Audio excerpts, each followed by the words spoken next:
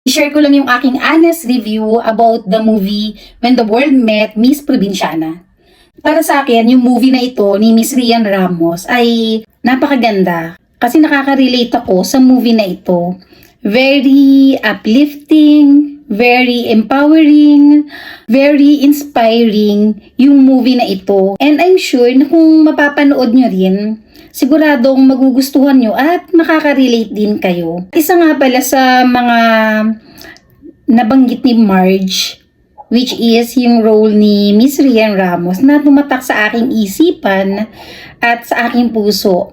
Nung sinabi niya na, you don't need to be great to start. You just need to care.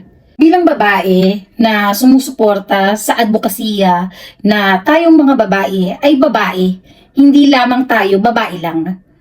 Talagang 100% akong sumusuport sa empowering our fellow women's and living a life with a cause. Iniimbitahan ko ang lahat, mapababae man, lalaki, LGBTQ+, na manood ng When the World Met Miss Provinciana dahil worth it ito at napapanahon at sigurado kong magugustuhan nyo. Napakaraming moral lessons na matututunan sa moving ito and it's worth every cents na ibabayad natin sa sinihan.